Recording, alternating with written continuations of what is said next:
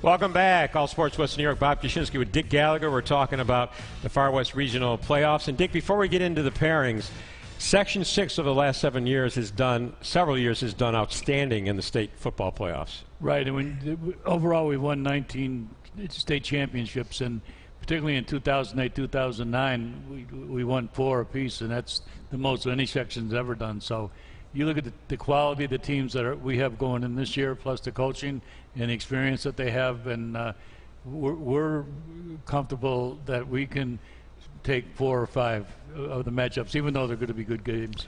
Okay, let's take a look at the pairings.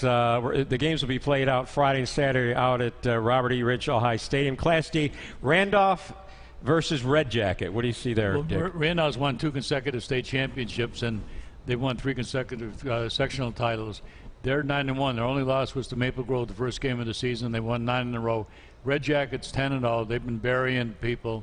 They won 52-0 over their final opponent in Section 5. So that game should be good. And they've got a quarterback that likes to air it up. But it'll be interesting because Randolph's line is huge for a Class D. And they've got 4 kids that just have feet. They can block. And they also have an outstanding runner in Devin Nelson. So I think that game is going to be a toss-up, but we stand a good chance also. Okay, then the next game, the second game of the doubleheader, will be Sweet Home. They're taking on Irondequoit. Now, Sweet Home, no surprise at all, looking for the right word here, because they've been a regular and a state champ, and they're playing at 8 o'clock Friday night. Right, and when you look at Sweet Home, they had a tough game against South Park. They actually won in the last 5 minutes, and South Park, came to play and could have won that game.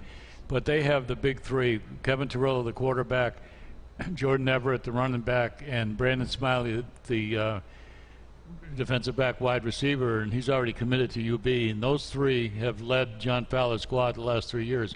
Last year they lost the sectional, and now they won the sectional. They're going to be ready for the regionals, and I really think they have an edge. Their team is awesome. They don't have a weakness, and they pound you. And then Irondequoit is a surprise coming out of Class A and Section 5, and their record is 7-3, so they're beatable. But Sweet Home just has to make sure that they don't turn the ball over or take unnecessary penalties. Let's take a look at Saturday's pairings, the Far West, again out there at Robert E. Rich All-High Stadium. I'm just going to run through these. Class C, it's Maple Grove, Leroy. Class B will be Cheektowaga, who's really turned it on. They take on Batavia. And then the big Class AA game, Jamestown and Victor. So, tell us what you see from those 3 games. Well, Leroy is a really strong team coming out of Section 5. They're undefeated. Maple Grove is undefeated. They've only given up 37 points all season. They have an outstanding defensive team, as well as Ryan Miller, who's close to 2,000 yards rushing. And Leroy is Leroy. They're going to, come to play. So that's probably going to be one of the most competitive games. And then in the Cheektowaga-Batavia game, I believe the way Cheektowaga has momentum coming off that tremendous victory over Bennett will put them in good standings. And that quarterback, Zach Zecki, he came of age, counted for 5 touchdowns, and they need a good game from him. And then in the AA, Jamestown and Victor. Jamestown totally physically dominated Orchard Park for the second time in 3 weeks, and they are loaded. But Victor also is 9-1. And there's a pair of twins that play for Victor. One's 6'6", 260. The other one's 6 feet, 190. The other twin that's 6 feet has several scholarship offers for lacrosse, and he's also got a 97 average. And the 6'6", 260, the DVD's just gone around the colleges, and they're getting inundated.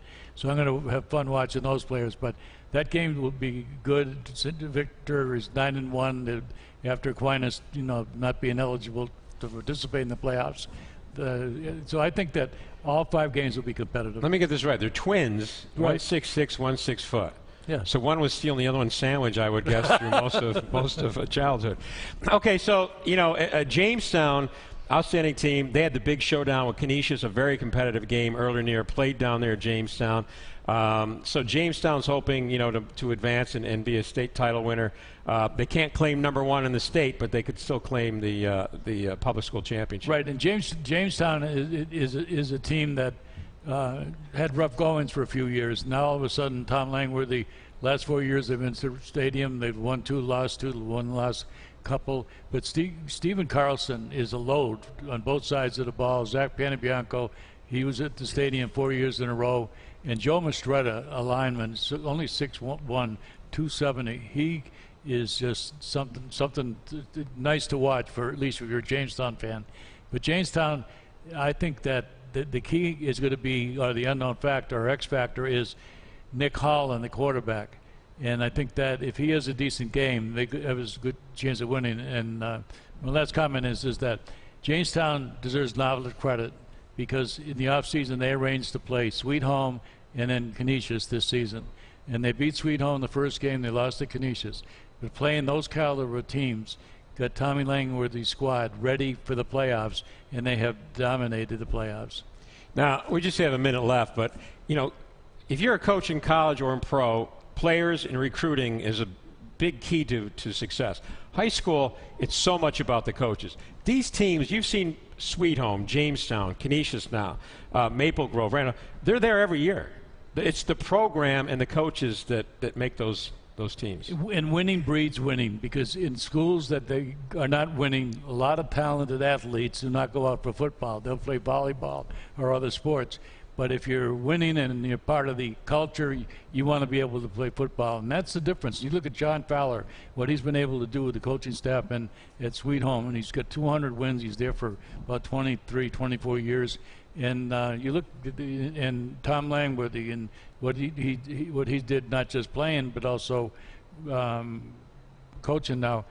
And then Mike Vada, he's got about a 24-4 record, you know, in 4 years at Cheechwalker, and then coming back down by 19 points in the fourth quarter, and then he scored 33 and you wind up winning. It was an amazing comeback. And then Maple Grove, Kurt Fisher's got 2 state titles, and Randolph's got 4 state titles.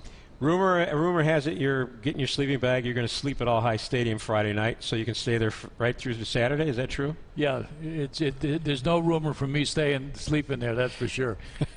Because otherwise, the door in my house would be locked. You could sleep over Tim Maloney's house. I'm sure he'd let you sleep over.